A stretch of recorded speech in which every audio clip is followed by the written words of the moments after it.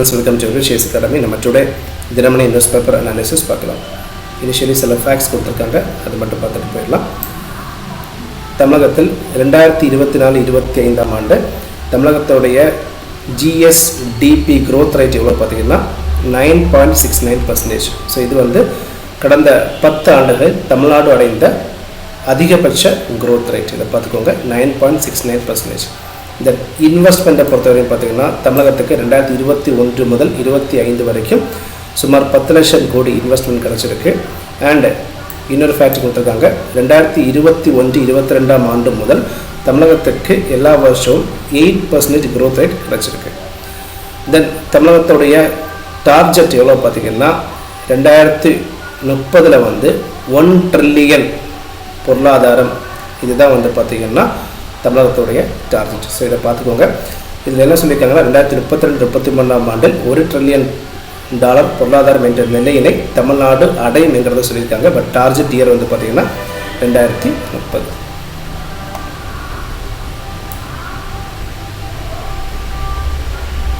Next one, வக்ஃப் திருத்த சட்டம் அவசர வழக்காக விசாரணை. ஸோ வக்ஃப் அமெண்ட்மெண்ட் பில் இதை வந்து பார்லிமெண்ட் பாஸ் பண்ணிட்டாங்க. இதில் இந்த சட்டத்தை பற்றி சில விஷயங்கள் பார்க்கலாம். வக்ஃப் amendment bill 2025 R Waqf amendment act 2025.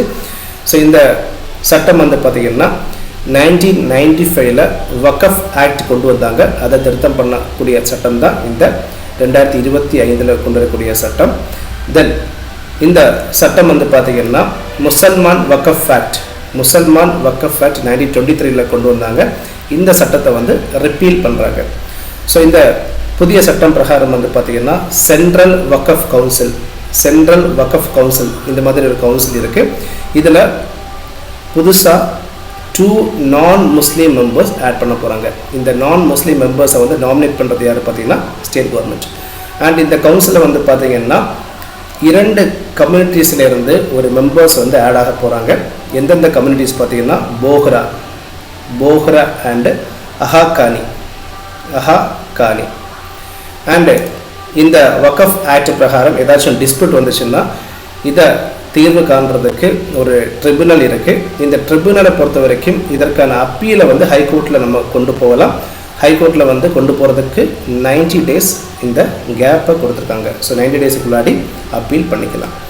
And Waqf act பிரகாரம் யாராச்சும் ஒரு முஸ்லீம் வந்து ப்ராப்பர்ட்டியை டொனேட் பண்ணுறாங்கன்னா அவங்க வந்து முஸ்லீமில் அவங்க 5 years ப்ராக்டிஸ் பண்ணியிருக்கணும். அண்ட் அவங்களுக்கு சொந்தமாக கண்டிப்பாக ப்ராப்பர்ட்டி இருந்தால் மட்டும்தான் வந்து பார்த்திங்கன்னா அவங்களால வந்து அந்த ப்ராப்பர்ட்டியை டொனேட் பண்ண முடியும். ஸோ இந்த மாதிரி விஷயங்கள் எல்லாமே கொடுத்துருக்காங்க.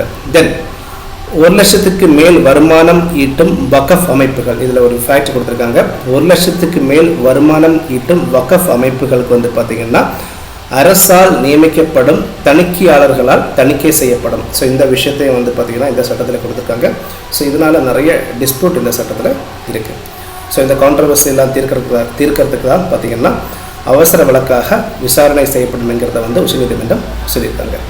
தென் வீட்டு உபயோக சமையல் எரிவாயு சிலிண்டர் விலை 50 உயர்வு. ஸோ டோட்டல் எவ்வளோ கிலோ பார்த்திங்கன்னா இது வந்து 14.2 கிலோகிராம், 50 ரூபாய் உயர்வு.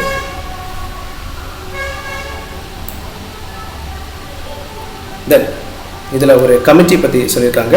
தொழில் நிறுவனங்களில் உள்ளக புகார் குழு கட்டாயம். ஸோ இதை வந்து இங்கிலீஷில் எப்படி சொல்லுவாங்கன்னா இன்டர்னல் கம்ப்ளைண்ட்ஸ் கமிட்டி. இந்த ஐசிசி வந்து பார்த்திங்கன்னா எந்த சட்டப்பிரகாரம் கொண்டு வந்திருக்காங்கன்னா sexual harassment of women at workplace prevention prohibition and redressal act 2013. So sexual harassment of women at workplace prevention prohibition redressal act 2013.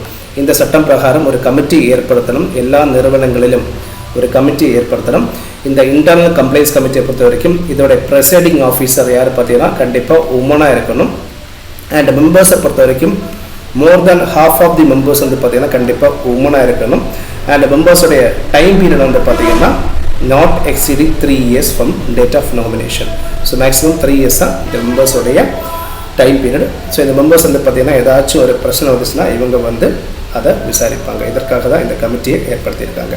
And அதே மாதிரி பெண்களுக்கு எதிரான பாலியல் துன்புறுத்தல்கள் ஏதாவது வந்துச்சுன்னா ஷீ பாக்ஸ், இந்த பாக்ஸில் வந்து நம்ம புகார் தெரிவிக்கலாம். ஷீ பாக்ஸ் இதை கொடுத்துருக்காங்க, பார்த்துக்கோங்க.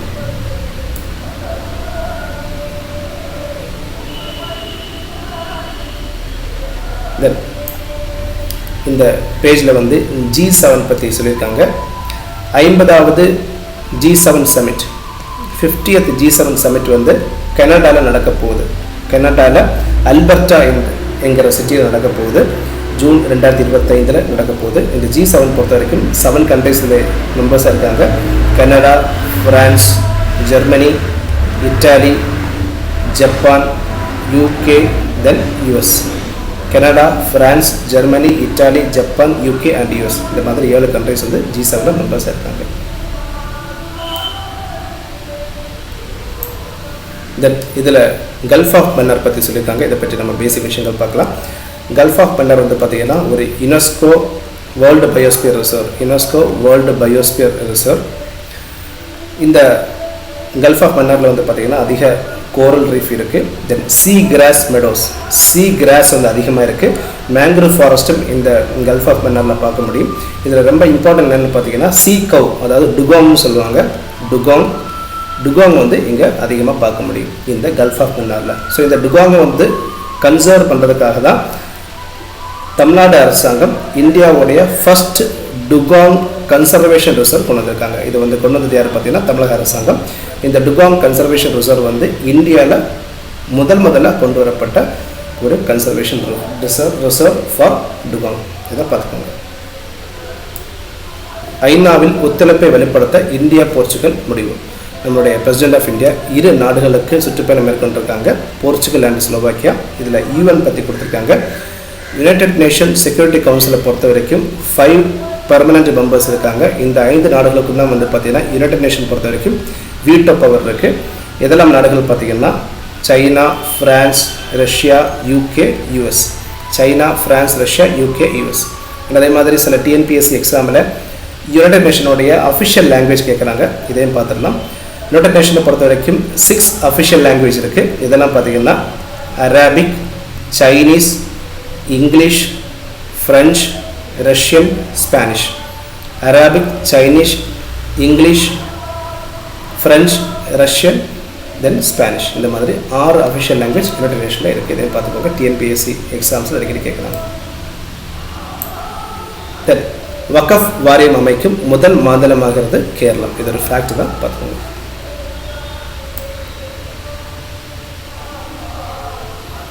தென் அமெரிக்காவில் நடைபெற்ற 500 புள்ளிகள் கொண்ட சார்லஸ்டன் ஓப்பன் மகளிர் டென்னிஸ் போட்டியில் வந்து ஜெசிகா பெகுலா சாம்பியன் பட்டம் வென்றிருக்காங்க. இதை பார்த்துக்கோங்க, ஒரு ஃபேக்ட் தான். தென் ஆசிய ஐரோப்பிய பங்கு சந்தைகள் கடும் வீழ்ச்சி. இதனால் பார்த்திங்கன்னா அமெரிக்க அதிபர் ஒரு ரெசிப்ரோக்கல் டேரிஃபை கொண்டு வந்திருக்காங்க. இந்தியாவுக்கு வந்து 26% டேக்ஸை விதிச்சிருக்காங்க அமெரிக்க அரசாங்கம். ஸோ இந்த டேக்ஸை வந்து ஏப்ரல் 2 கொண்டு வந்தாங்க. இந்த ஏப்ரல் 2 வந்து அமெரிக்க அரசாங்கம் லிபரேஷன் டேன்னு சொல்கிறாங்க, லிபரேஷன் டே. ஸோ நிறைய நாடுகளுக்கு வந்து ஒரு டிஸ்கவுண்டட் டேரிஃப் கொண்டு வந்திருக்காங்க. டிஸ்கவுண்டட் அதாவது இந்த டிஸ்கவுண்டட் டேரிஃப் இதோட மீனிங் என்னென்னு பார்த்தீங்கன்னா நிறைய நாடுகள் வந்து அமெரிக்காவுக்கு அதிகமான டேக்ஸ் விதிச்சிருக்காங்க. ஸோ இந்த டேக்ஸை வந்து ஈடுகட்டும் விதமாக கொஞ்சம் கம்மியாக அமெரிக்க அரசாங்கம் டேக்ஸ் விதிச்சிருக்காங்க. இந்த கம்மியான டேக்ஸ் தான் வந்து டிஸ்கவுண்டட் டேக்ஸ்னு சொல்கிறாங்க. ஃபார் எக்ஸாம்பிள் இந்தியா வந்து அமெரிக்காவுக்கு 50% டேக்ஸ் விதிச்சிருக்காங்கன்னா இந்த டிஸ்கவுண்ட் எவ்வளோ இந்தியாவுக்கு கொடுத்துருக்காங்க பார்த்தீங்கன்னா 26%. ஸோ இதுதான் பார்த்தீங்கன்னா டிஸ்கவுண்டட் டேக்ஸ். அண்டு இந்த டேக்ஸ் விதிக்கும் முறையை வந்து இன்னொரு நேம்லேயே சொல்கிறாங்க, ரெசிப்ரோக்கல் டேக்ஸ், ரெசிப்ரோக்கல் டேரிஃப்னா அதோட மீனிங் என்னென்னு பார்த்தீங்கன்னா அமெரிக்காவுக்கு அதிக நாடுகள் வந்து அதிகமான டேக்ஸ் விதிக்கிறாங்க. இதை பேலன்ஸ் பண்ணுறதுக்காக அமெரிக்காவும் மற்ற நாடுகளுக்கு அதிகமான டேக்ஸ் விதிக்கிறாங்க. ஸோ இதனால் வந்து பார்த்திங்கன்னா அமெரிக்காவுக்கு வரக்கூடிய பற்றாக்குறை, இந்த பேலன்ஸ் ஆஃப் டெஃபிசிட் வந்து குறையிறதுக்கான சான்ஸ் இருக்குது. ஸோ இதை தான் வந்து பார்த்திங்கன்னா இதில் கொடுத்துருக்காங்க. இதனால் பங்கு சந்தைகள் கடும் வீழ்ச்சி அடைஞ்சிருக்கு. So thank you very much.